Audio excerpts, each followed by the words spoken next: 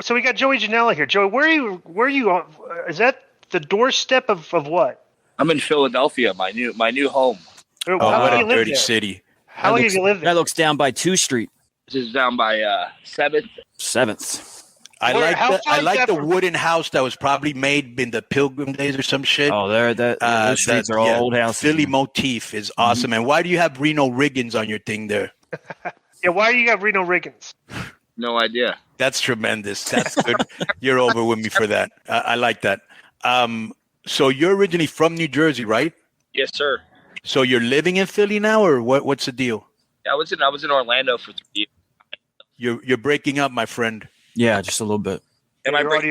Your audio goes. Why don't you stand on the roof? You might get better reception. I might get up there. I'm just kidding. This guy will probably do it. Hello. Much better. Yeah. Hey, keep it close. Right. Keep it close. Yeah. Yeah. Cool. I hope that during this interview, Reno Riggins, that a crime is done upon you just for standing in the middle of a filthy, dirty South Philly street. South Philly. How far are you? How far are you from Broad Street? Where are you living? San Diego? Yes. Oh, it's nice there. That's paradise, my friend.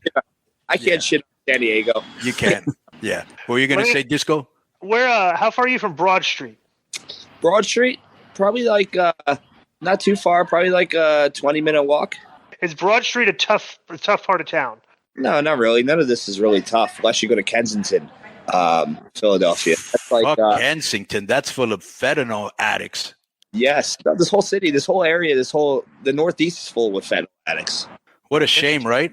Yeah, it's horrible. I'm from New Jersey, so I've dealt with it my whole life. People get addicted to pills, and then they get addicted to heroin, and then the fentanyl kills them. Well, let me ask you a question, Reno. So, how old are you? 33. Okay, so when I was growing up, like nobody was really taking pills, right? At all. Maybe they took this thing, and I'm from Miami, and they took Quaaludes, which you can't even find that anymore. Yeah. But then when I got into wrestling, everybody was on pills. Okay, that was my first introduction. But still, like when I would go home to Miami and hang out with my nephews and shit like that, they weren't into pills yet. Then all of a sudden, it just exploded. And I'm thinking during your generation, where Percocets, Molly's, Vicodin, and then you would hear it in rap songs, Percocets. Let's take some fucking Molly and fuck. You know what I'm saying? It's like I heard that song before. Yeah, but what happened? I don't think people find out that the stuff that their parents and older brothers were getting high off, they decided to take it, or what happened? Because I think it happened in your generation. Yeah, I don't. Those are really not too relevant right now in professional wrestling. No. But like in the youth. Oh, like people on the street, all these fentanyl addicts and all these people that are taking microdosing and Molly's and all that. I listen to all the young cats, how they talk and what they say and what they're doing, Yeah, it's weird. I don't know. The thing with fentanyl now is they can put fentanyl in anything. They can put fentanyl in Molly pills. They can put it in fake Adderalls. They can put cocaine. That's why in a lot of bars, especially around Philadelphia, New Jersey, they have testing strips now. What's that? Where you can test your drugs and make sure there's no fentanyl in there. Oh, that's great. That's great. If you mix the fentanyl with the alcohol, that's when you die. Yeah, it puts it to another level. Same thing with certain pills back in the day, Yeah, they have them in the bathrooms of a lot of bars now and clubs and stuff where if you're going to do the drugs, they have the testing strip. We did a show in Chicago for GCW a few months ago in Talia Hall, which is a famous venue in Chicago. They had testing strips in the locker room. Wow. In the bathroom. So that's pretty dope. That's pretty forward thinking, right? Yeah, I think that's just the thing now because fentanyl was not only here but Canada. It's pretty big too. Fucking with that shit. Yeah, getting fake drugs and I've had a lot of friends that died with overdoses and stuff, especially living in Jersey and stuff. And I never really messed around with any pills or anything like that. So let me ask you a question. Where are you wrestling now? Anywhere you want? Where are you? Because I saw you in Mexico in Triple Mania when we did the little angle. A lot of GCW. Right. How did they grow so fast? Because all of a sudden they were like, I saw a match, bro. and I don't know if you were in GCW when this happened, where they were actually wrestling in the back of a fucking, those rigs that you see on the highway that brings like dresses and in the back of a rig. When the hell did that happen? I don't fucking remember. I'm the longest rating GCW guy. I've been there since first show. Right. So where and when did they like explode? Because I remember being really low budget, kind of. Am I wrong? Yeah. Wrestling in the back of a truck. I mean, come on. I don't remember the back of the truck thing. I think you're thinking. I might be confusing you with somebody else, but I think it was GCW. I'm not trying to throw shade. What was that? I'm very high a lot of the times, my friend. Yeah. What was the match with Dustin Rhodes and who else was in that match? Barry Darso was in it. Blacktop Bully. Yeah.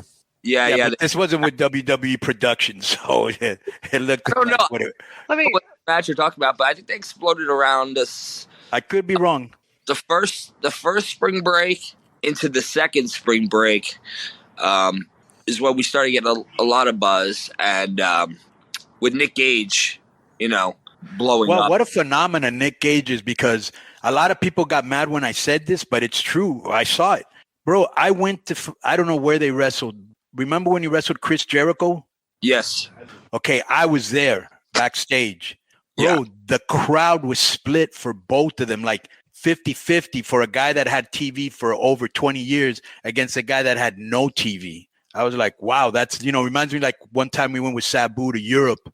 Disco was there and the bands were just popping for him. I was like, how is he so over in Europe? Yeah. Yeah, Nick, he's still a phenomenon wherever he goes. Now, like, even if he's wrestling a lighter schedule, per se, he's still the GCW champion, but he's wrestling like type of Brock Lesnar WWE schedule. So he's not doing every show, but even if he's not doing a show, we have to bring Nick Gage anyway to do a pro. Right. Well, he's probably all fucked up, bro. He's a veteran, who knows how many crazy bumps he's taken. His body was pretty shot out for the last couple of years. He ripped his Achilles tendon, and I think he came back too soon. And he just his body was just wrecked, and he wasn't the same. But now he's been in the gym every day. Jordan Oliver, who's getting in tremendous shape, takes him to the gym every day. Super talent.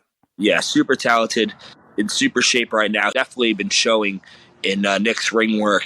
He had a match with Mike Bailey that a lot of people have been talking about last week in Los Angeles. And Mike Bailey's incredible. He actually wrestled in Mexico, rollerball. He's excellent. Oh, yeah, absolutely. I've wrestled Mike Bailey quite a few times. But, yeah, him and Nick apparently put on some great match last weekend. And, So let me ask you a question. Can I ask a question, Konnan? Yeah, go ahead. Let me ask you a question. I kind of, your GCW has blown up. Let me ask you a question. Did you ever used to work the GCW shows, the Juggalo shows? Oh, you mean JCW? JCW. Yeah, JCW, excuse me. I've worked them before. I don't know what that has to do with the No, because I see because what GCW reminds me of is you guys kind of went outside the box. Like you put kind of weird stuff on the card. Like if you ever went to the gathering of the Juggalos, there was just always some Kila Tequila would be there, just like 3-6 Mafia. Right. Well, for example, stuff that the JCW, the clowns were fans of, like anything, and they would just bring all the things that they were fans of to the show. Who books these shows? Because it kind of like has that same feel of like this is like all this stuff outside I like. Outside the right. box stuff, we're going to throw it on the show. Like who books the shows? Brett Lauderdale books the shows 100%. The spring shows, which are the most wackiest shows, right? They've come more to they've become more super shows than now. Back when it started, wacky, ridiculous, just kind of JCW-esque gathering shows. Brett books everything. He when you're going to a GCW show, you're getting all the flavors of ice cream. They did a show in Charlotte. They had George South on it. They had Champagne. Right. Champagne wrestled Cole Radrick, which is one of our main guys, and it was excellent. And didn't you wrestle Mike Jackson? I wrestled Mike Jackson in New York City. How old was he when he had that match? He's probably like 78 now. I don't know how old he is.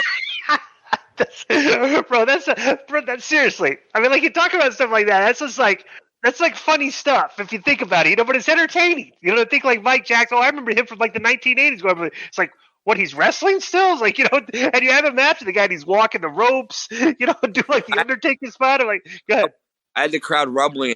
They thought I was wrestling fucking decrepit Joe Biden. They didn't know who he was. And then he got in the ring and started walking the ropes, walking the guardrails. I made him jump off the top rope through a door to me. And it was just... That's entertainment. Perfect. That match was perfect. That was one of my favorite matches last year. And that guy, I know he's a big born-again Christian. It was hard to call a match without saying fuck every 5 seconds. And every time I thought I was going to be... What happened to a show favorite and a personal favorite of Disco Inferno, the world's greatest commentator, KG Buckethead Gills? Yes, what happened here? You got to give us a story. I don't know. That's nothing to do with me. I'm going to have to Tony Khan you guys on that answer. Oh, then I'm going to Ariel Hawani you. I can't answer that one because not that I know. I just know it just, I don't know. Okay, so let me ask. So he's no longer working there? No, he's not. Let me just say this without, doesn't surprise me. Boom. Yeah, I don't know the situation. I'm not. I've always been like I've always been kind of the Tommy Dreamer to Brett Lauderdale's Paul Heyman, but I really don't know the answer for that. Besides that, I don't know. They just had a little, maybe. I don't believe you, but that's cool that you're standing up for KG. He's probably your friend. No, I'm cool with KG. I was cool with KG. I worked with him for 3 years. Ate a lot of pasta with him. So, right. So no, he's cool. I really just don't know. I just know that the fans, they always were complaining about KG, and we stuck with him for 4 What were years. they complaining about? Just that they didn't like his commentary. He would get names wrong and so tremendous. Who knows? For a guy who tried to put himself over on the show as being very, very intelligent and very organized and very on point, and we had many battles over that.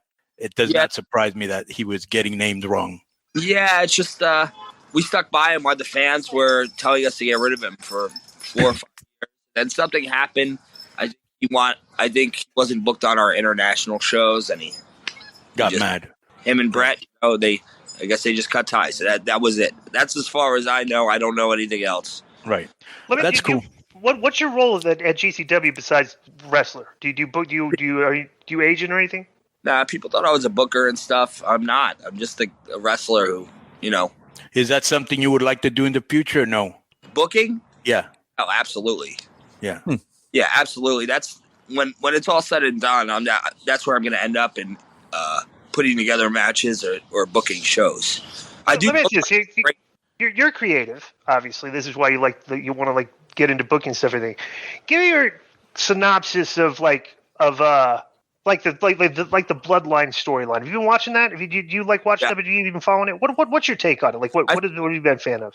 The thing is, I don't watch any wrestling right now. What I watch is it's so accessible on social media, on Twitter. I can watch the whole show on Twitter, right? In clips, so I know what's going on. I think whoever's writing that, Paulie, is it? It's gotta be. There's nobody else that could write with that. I've heard they're all collab. Well, I'm sure that he's getting input from Roman and others, but that's heard Paulie. I've heard Michael Hayes is heavily involved too. Oh, good. Michael's very creative. There's going to be some kind of TV writers in there too. Someone that shouldn't be booking wrestling. They should be writing an HBO series. Yeah. It's just I think it's the hottest thing WWE's done in a long time, and for other companies they got to step it up now. Yeah. Because every time the fans say, "Where do we go from here? What if Sami Zayn breaks away from the Bloodline? Where do you go from here? Cody is the number 1 contender. Where do you go from here?" They throw a curveball at you, and it keeps the fans interested in talking every week. And the ratings are going up, obviously, in WWE. And house shows, everything. And I think they're definitely, they're playing it week by week, but also at the same time, they know what they're doing. They don't want another, WrestleMania 30 when Daniel Bryan and Batista, and right. They don't want another situation like that. Yeah. So as long as they keep Sammy relevant in the main picture, and also they keep Cody going for that belt, I think it will keep everyone happy. They will. They know what they got. They're very smart right now. Like whatever. Yeah. Cody can sell anyone on anything in a promo. That made me think, Joe. I wanted to ask you, because you were still with AEW at the time, and you left shortly thereafter, I believe. Were you very surprised to see Cody leave AEW and go to WWE, or is that something that was all you always thought might be a possibility? Or I don't think. Yeah, not really. Yeah. Now let me ask you a question.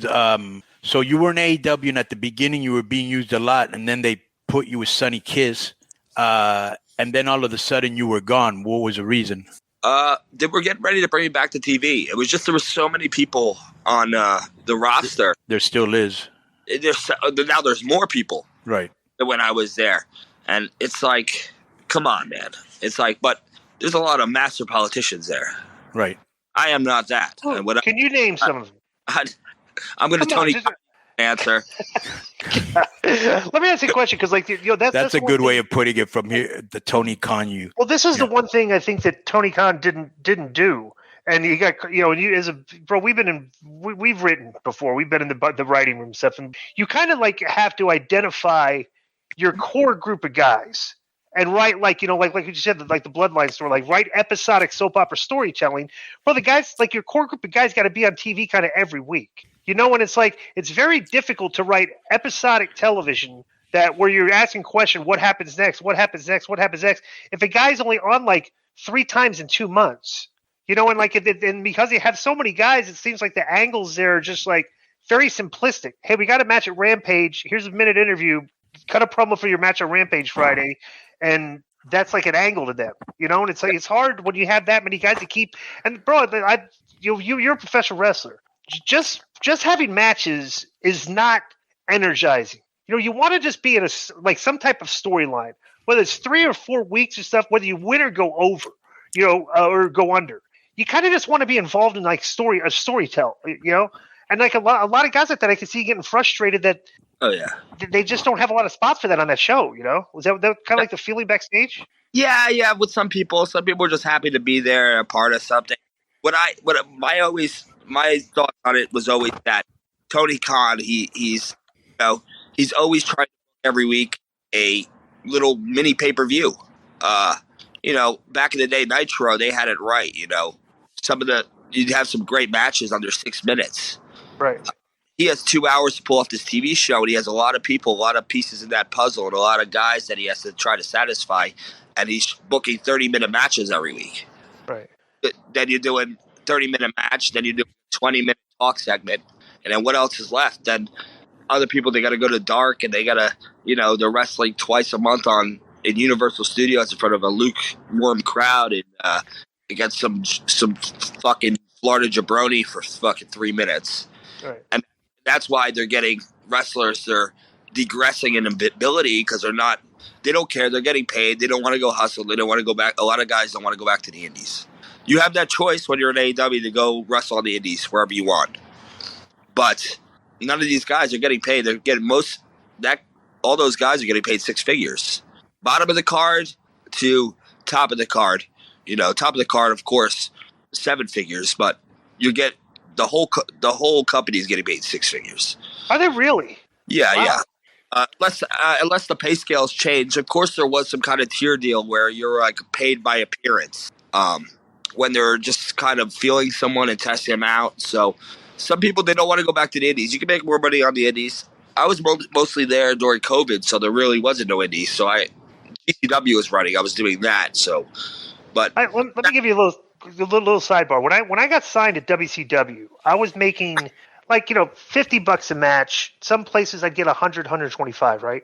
My very first ever contract with WCW was $52,000 a year, $1,000 a week. Right. And I was like, at that time, I was like, wow, I'm getting $1,000 a week. Some weeks I'm only making a couple $100 everything. Now I'm getting $1,000 a week. Now imagine like the pay scale is obviously much better for indies these days because you see indie shows go viral and there's way more revenue streams, right? But I just imagine a guy that's getting like a couple $100 a show, making like $500-600 a weekend. That like now you're getting like $2,000 a week. It's kind of like you maybe see the incentive. It's like, well, shit, I'd rather just stay home and get paid. You know what I'm saying? Like to do nothing. And I wonder if that you see that attitude like with a lot of these guys that are finally getting their first job. You know, like inside the first contract. I saw it myself in COVID. Like there was like even because there wasn't really any indies running, so I would get in the ring, wrestle a couple times a month in these 4-minute matches, and I saw my talent degressing. I saw me like Tin Man. I needed that oil, and that's why I was botching left and right. I just that whole 2020 year, it just wasn't good for me because enough. These guys have to wrestle, and they're just. And usually, it's not like WWE. If you're not on TV, you don't have to come. You have to come and sit in catering. You can sit home and jerk your cock to whatever. Are you gonna have a show in WrestleMania? Because you had a show before, right? Of course. Or WrestleCon. Seventh year. GCW does their own thing. They have the collective. My show's already. But you have one. Yeah, it's sold out completely already. What's it called? Spring Break. Yeah, that's right. Spring Break. Because I remember the first year did really well. Yeah, it's done well every year. Right. It's basically sold out every year, but this year it sold out pretty fast. What's your main event? It's not announced yet, but Kota Ibushi's in it. So. All right. I would say this. I'm retired. I turn down bookings left and right because it basically that my job. Isn't worth it for me to leave on weekends when most of the shows are. You guys, I would come back and I would go to GCW for one show for one spot. Is if you have La Parka come down the ring, do the ring entrance, have me come running down the ramp and hit him in the back with a chair and let me get my receipt. If you guys had that footage, that would be the new GIF, right? So, that would be funny. We'd be for having Disco on the show. Right. I get huge heat though, right? GCW is woke now. It's a woke promotion. So is it really? Well, that's a lot of wrestlers are kind of. Yeah. We gotta abide by the internet sometimes. There's other stuff out there, but we do have a large mix of people, different, come from different places, and that's what makes GCW cool. But there is right now, it's like. The indie fans are crazy, and you got to read the room with the fans. A lot of the fans are, they're like that. So you got to go see it in there, right? Cancel me every month now, but there's nothing to cancel me over, so I just say fuck you. Right. We're in the same boat. I just go fuck you. You can't cancel me. Right. And I clash with the other people and whatever. I hate politics. I'm not right. I'm not left. I hate it all. I think everyone's a creep. I don't give a fuck. Right. I did a few years ago. We had you on the show, and you made a comment that I thought was pretty entertaining. And we asked you, like, what's the difference between like wrestling now and back in the day? And you said that there's just way more pussies in it now. Yes. Like, do you see like has that changed at all, or do you still see that kind of like that same thing? I think the wrestlers are kind of there was that year where you're walking on eggshells around. You don't want to piss off the wrong person on the internet, then you're getting ratioed, whatever they call it. You're getting ratioed, and then you're fucked. Right. Dig yourself out of some Twitter hole, even though Twitter is not real life, but you gotta dig yourself out of that hole. But now I think the wrestlers are more open and they more don't give a fuck. Back then they're like, but right. there's like the like things. What does that mean? What do you mean? What are you talking about? Well, they're not as some of the wrestlers are not as, I don't even know what I'm talking about. They're not as... are you on fentanyl? Nothing. What? Well, that does look like a trap house. Go ahead. An old man with a cane walked past me as we were doing this interview, and I kind of crab clawed it into my pocket. So, yeah. And while you guys weren't looking, I went like this real quick. Yeah. Yeah, well, you seem to be on something, but when no, I'm just kidding, Reno. Come on. And the Ringside News is going to pick up a story. Joey does Konnan. Konnan says that he was doing fentanyl. Right. Good. We're talking about generational changes with wrestling in the locker room and stuff. There was an incident at GCW recently where Mike Bailey got kicked by a fan. Yeah. And you can only imagine how different that would have been 20, 30 years ago, Well, Mike, the person not to kick is Mike Bailey. Yeah. Right. Fucking spin kick you in your face and kill you. But that LA crowd is crazy. They're always pressing buttons. I've gotten a fist fight. I had that angle with X-Pac last year in that same building. And someone threw a bucket at his head, and it just sent me crazy. I went in the crowd. And it was like I turned into Bruiser Brody for a second in Japan in fucking '86. Started wailing on fans, kicking them in the face and shit. So well, that's the thing. That's one thing I kind of noticed is like the indie crowd. You kind of see they're like kind of like these Twitter trolls, like in real life. You know, like the ones that like go, you know, like you said, they're like. I saw the PWG show recently where what's his name, the freaking Garcia. yeah, Right, was having like kick at the fan. Bro, they let the fans like come up right next to the ring. well that's Like cool. there's no guard and stuff. Like I was like, that's kind of like dangerous. You know, go ahead. It's an LA thing right now. It happened. It's happened at PWG.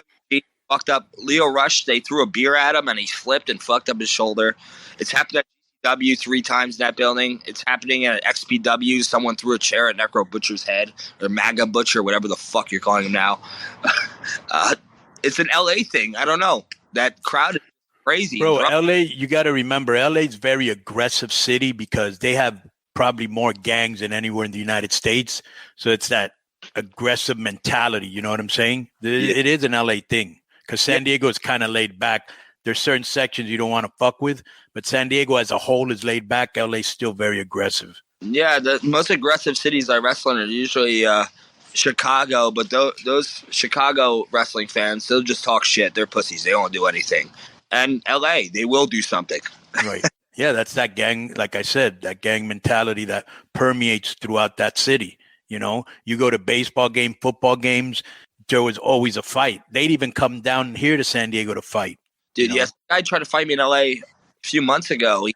He walked up to my gimmick table and he had like a Janela Fears Brian Last sign. Brian Last is Cornette fucking whipping boy. Right. So I saw that. Did you ever have heat with Cornette for him to always be attacking you, or that's just something he just kind of... Forth, you know. Excuse me? We go back and forth. I actually listen to Cornette's podcast probably every day. He puts me right to sleep. But in a good, but I get he's one of the most knowledgeable people. He's funny. Yeah, he's funny about professional wrestling, but he did fucking put a dent in my wrestling career big time. And that's also my fault because I went back at him and I was one of the only people to actually fuck with Cornette pretty bad enough to get him riled up. Like one time someone sent me his address and I sent him a barbecue apron that said "Kiss the Cuck" on it. Right. That riled him up. And we would go do back and forth shit, and then, but he's I don't know. It's let me tell you a story about you and Cornette. So you know, Cornette, like, you know, he's entertaining, but he does get kind of way too personal. His attacks on guys. Yeah. I think he crosses the line, right? But so me and Russo were doing a podcast one time, and like you and Cornette were arguing on Twitter, and stuff, everything. And Vince was asking me, so what's the deal with this Joey Janela guy? Like, I said, well, like Cornette's kind of wrong because the guy does have a pretty good skill set. You know, like you watch him work, he's like a pretty good worker. Now he was always attacking like you weren't in shape and stuff, but I was like, you did a bump. I still don't know how you do it because I was trying to figure out like how to take it. Where you get shot in the turnbuckle, you hit the turnbuckle. Then you kind of elevate, bounce off, and land on your back. I saw you take that bump, and I was like, "How the frick? That's like a Shawn Michaels, like, but because I've never seen anybody else do that, right?" And I was trying to figure out how the frick you did it, and I was explaining, you know, Joey Janela is like, the guy's an entertaining worker, like he's got skills, you know. And the thing that I saw you did recently, you got in pretty good shape. Yeah, like you were posting pictures with your shirt off and everything. Like, what did you do to get in shape? Last summer I was in pretty good shape, you know, eating clean and, you know, other gimmicks, you know. But time to get in shape, you know. I was like half of my 20s, I was in pretty good shape. I wouldn't say I was muscular, but I was lean. I was in shape. I ate meals. And then after that roof bump happened, I just, you know, started drinking way too many craft beers, which is like drinking a loaf of bread in a can. And, yeah, just devolved from there. And then no one actually gave a shit. I was like, oh, no one gives a shit what I look like. They just want to see me jump off shit now, so fuck it. Then I get the TV. I get in okay shape for the Moxie matches, for the Omega matches. I get in good enough shape where it's not too bad. Then COVID happens, and then I become a sloppy mess. And, you know, after that was over, when we got back in the arenas, I got motivated and started working out every day and getting back in shape and was getting ready to go back on TV. And, you know, it didn't happen, but, you know, I'm still. My back has been fucked up since I got back from Japan, but I'm still in pretty decent shape for someone that hasn't worked out in 2 months. So I did something over this past year and a half. So, Joey, what do you got going on that you want to promote? Where can people find you? They can find me on, social media, the Bad Boy Joey Janela on Instagram, and I usually use that just to get titty pictures. If you want to send me titties, that's cool. Does that include males or people in transition? Nothing. Konnan, if you want to show me your titties, go. What was that? What was the background? It's just a ghost, Konnan. What? Probably my dog. Ghost. Oh, yeah. I was behind the door. Joey comes across as a type of like the modern day wrestler that doesn't mind, like I was gonna say, it's funny about like how a lot of these girls that are hot, like they don't want the fans to look at them like they're hot. They just want to look at them as like good performers and workers. And I'm like, well, we care more about like how hot you are. Like at least I do. What's your take on that? I've always had a track record for treating girls with respect, whether someone I hook up with along the way, a female wrestler or a female fan. We used to call them something else back in the day, but we can't do that. I will be canceled. I will be ratioed. We cannot do that.